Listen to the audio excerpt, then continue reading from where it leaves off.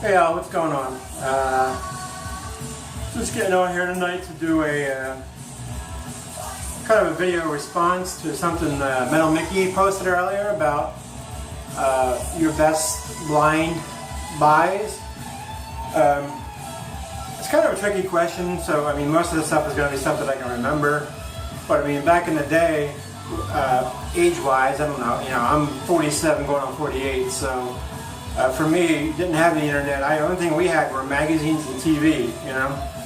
So I did a lot of blind buys, you know, from magazines that I had no idea. You just knew it was in Metal Age, or you knew it was in Circus, or you knew it was in Burn, or you knew it was in. I mean, you just knew if it was in there, it was hard rock, metal, and so on, you know. So I bought all kinds of shit then. So I got a couple here that one's recent. I think one's recent, but two are kind of recent.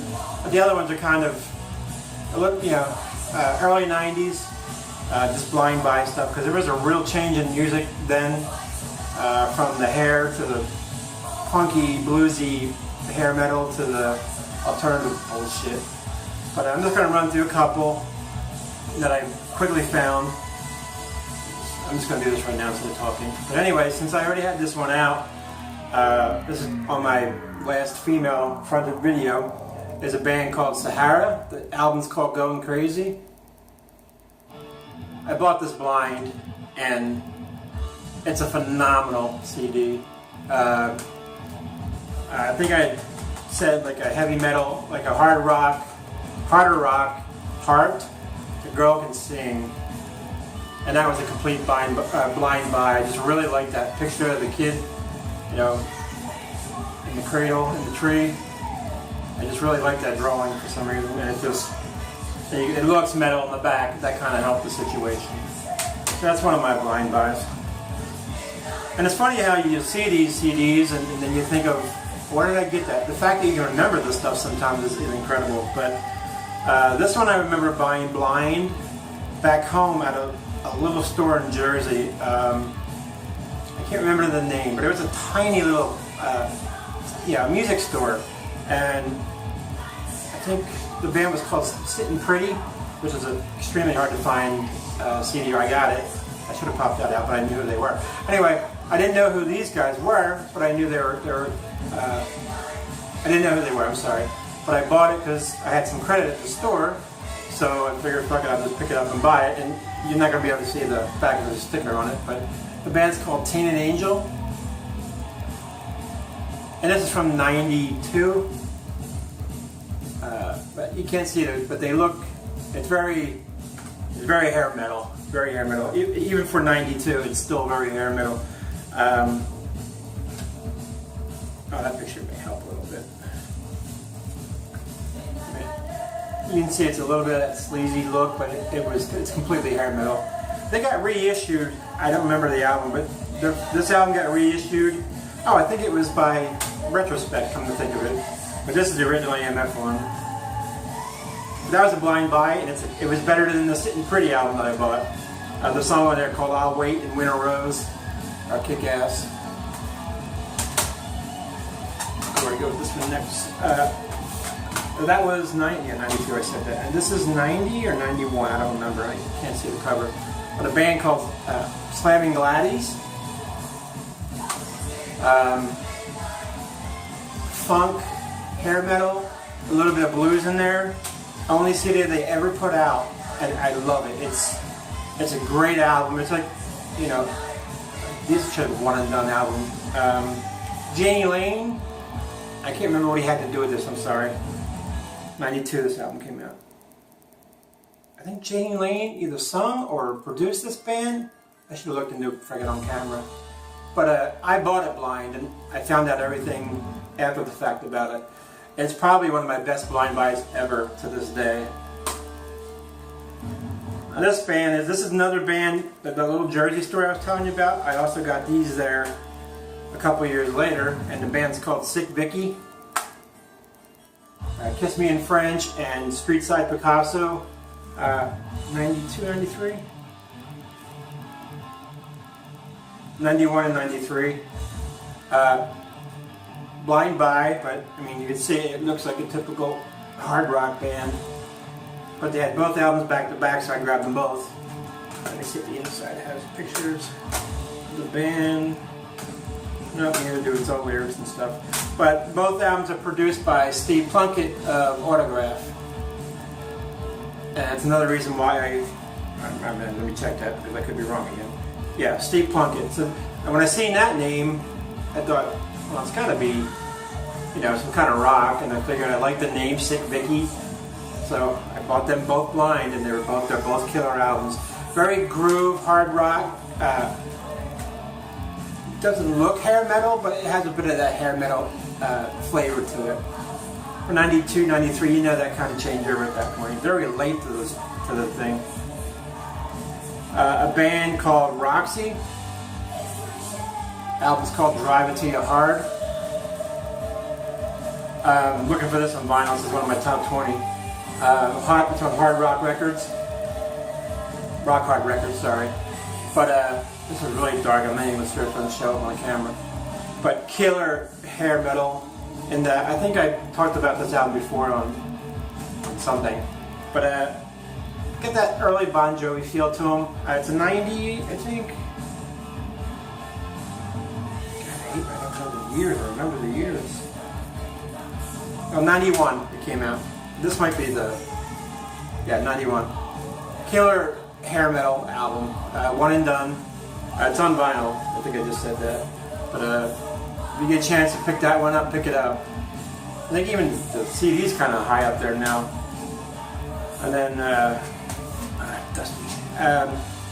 Luca Turilli's Dream Quest. Now Luca Turilli he's a guitar player and a songwriter, but he's best known for Rhapsody of Fire. He was in there for a while. He has this thing with Rhapsody because he's had Luca Turilli's Dream Quest, Luca Turilli's Rhapsody, the band Rhapsody, and then Rhapsody of Fire. So, but really good. This is kind of more on the symphonic gothic side of his stuff, and not the power metal of Rhapsody and Rhapsody of Fire.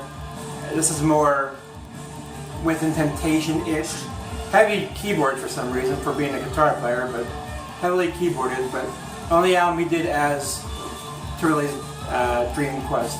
But this is 2006, right? Yeah, 2006 on Magic Circle Records. But I mean, really good album. The vocalist on here is a female vocalist, and there's another one that slipped by me. Her name is Mist. That's all I know. I need to look that up. But she sings on here. Not bad, not terrible. But overall, it's a really good CD, and I bought it mainly for that cover. It just looks friggin' evil. But I didn't know much about, him, so. And now I'm going to switch to vinyl. This is a blind buy, 89 I think. A band called Marcello. Pure, heavy hair metal. I think it's not Gene. Is it Gene? Gene Marcello, the guitar player, and he sings. Never really done much. This is the first thing he threw out there. I love this album. It's one of my favorite albums from the era. I think it's 89. Let me check. Yep, 1989. And I recently got 2 copies. Well, I bought one online because I didn't think I'd ever find it in the wild, and then literally 2 days later I found one in the wild. But I just realized today one's a gold stamp promo, one's the normal one, so I'm going to keep them both. And now a recent find, you guys seen this a little while ago, but I love this album, is the band called Juggernaut. Completely blind buy, and it's on Metal Blade, so it's not really that blind, but I mean, you look at the back and you just see power, heavy thrash. And it's kind of new wave of British heavy metal. It's also got a bit of thrash. It's also got a bit of power in there, speed. It's a really good album. Like, I really enjoy it. For a while, I played it like 6 or 7 times in a row there. It's got a funny song on the last track. It's not listed, but it's a country song and it's funny. But that's the most recent blind buy I bought a CD warehouse. I don't know if you guys have them in your area, but there's one way up north I don't get to too much. And I went in there one day and I seen it, and I'm like, oh, it looks metal. And I flipped it over. Well, that is metal, and it's on metal blades. So that's probably one of my better blind buys too. These are all good. All these albums are good. The only thing I would say, yeah, don't go crazy over would be the Trilly. It's good, but I mean, I got it. That's all that matters. And this is the bonus track version, which is an instrumental anyway. But all that, pretty good. I really like this idea he had, Metal Mickey had. I'll link him in the site for anybody who's not subscribed to him on my channel, but all you guys probably are. So I'll still post a link for that. I had a package come in the other day and I did a video, but at the time I was quite upset at the packaging and the stuff that was inside. I was really waiting for that, and so I had to talk with the guy that sold me the stuff for a little bit. We talked it out, and what happened made sense. I could tell he wasn't very educated in how to ship vinyl or how to store vinyl, but I decided to keep them because they're hard to find. I mean, there's only 300 copies of them, so they played fine and stuff like that. But I'll share that tomorrow because I have something else that's coming as well. So I'll have a vinyl update tomorrow. I may have a couple coming in. I mean, I got a couple of them shipped, but they don't give me a number to check. But so tomorrow I'll be having a vinyl update, I think. Anyway, I didn't want to post that video because I was clearly upset. So I deleted that bitch real quick. Anyway, I'll talk to you guys later. Thanks for watching. Thanks for the idea. Mike, I'm probably going to do more as I come across this stuff, because now you got me thinking about this stuff, you know, so it kind of falls into the one and done, because that's kind of the stuff you tend to forget that you picked up, and I'm doing that rambling thing. Oh, in the background you listen to a band called Tease, old Philadelphia band, mid-80s, love these guys. Complete hair metal, I mean, you can see that's complete hair metal. They played the big circuit back home, like with Cinderella and Britney Fox. They were a little bit before those guys, but they opened for them quite a bit actually later on. And they just got back together and been playing in Philly and Jersey. They're playing under both names. When Sony signed them, they changed their name to Rough House. They put out an album under Rough House with half the songs from this redone, but it was poppy. It was more poppy. Still a good album. I got that as well, of course, right? But that's what you're listening to. If you ever get a chance to pick that up, grab it. Good stuff. It's got some great, even a couple of one ballad on there. It's really killer. Anyway, I'm getting out of here. You guys have a good night.